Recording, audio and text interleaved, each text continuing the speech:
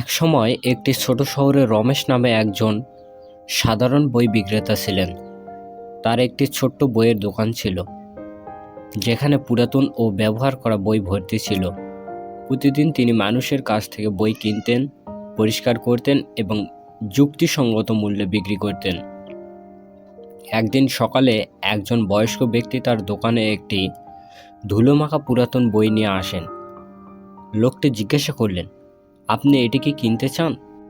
আমি এটি আমার ছাদে পেয়েছি, কিন্তু এটি আমার কোনো কাজে লাগে না। রমেশ পৃষ্ঠাগুলি উল্টে ফেলল। বইটি পুরনো ছিল, এর চামড়ার কভারগুলি জীর্ণ হয়ে গিয়েছিল এবং সময়ের সাথে সাথে পৃষ্ঠাগুলি হলুদ হয়ে গিয়েছিল। এটি কেবল একটি পুরাতন বই, সে ভাবল, এবং লোকটিকে এর জন্য 50 টাকা অফার করল। বৃদ্ধ ব্যক্তি খুশি মনে গ্রহণ করে চলে গেল।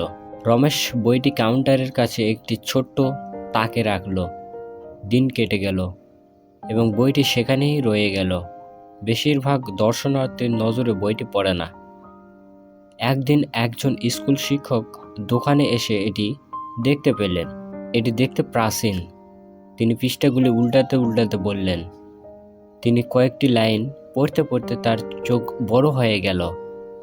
স্কুল শিক্ষক বললেন, রমেশ, তুমি কি জানো এটা কি?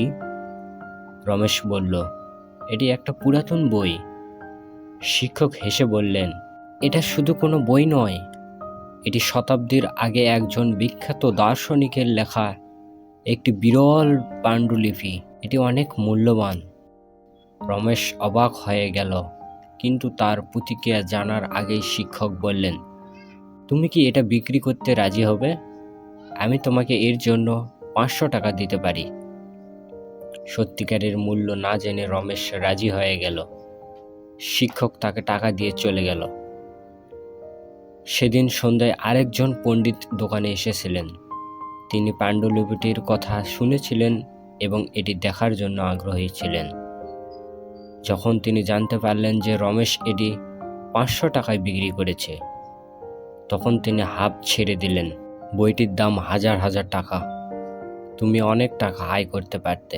রমেশ হেসে বললেন, আমি এর আসল মূল্য জানতাম না, কিন্তু স্কুল শিক্ষক জানতেন, এবং তবুও তিনি আমাকে মাত্র 500 টাকা দিয়েছিলেন।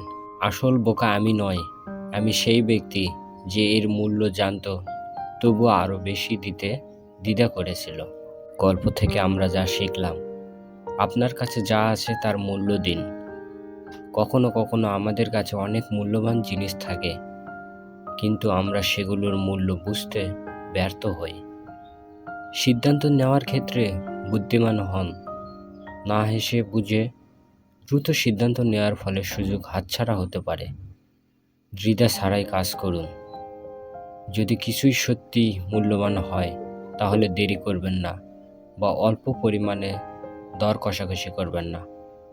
সুযোগ চিরকাল অপেক্ষা করে না। প্রিয় বন্ধুরা, এই গল্পটি যদি অবশ্যই আপনাদের ভালো লাগে, কমেন্টে আপনাদের মতামত জানাবেন এবং বন্ধুবান্ধবের মাঝে শেয়ার করতে ভুলবেন না। ধন্যবাদ।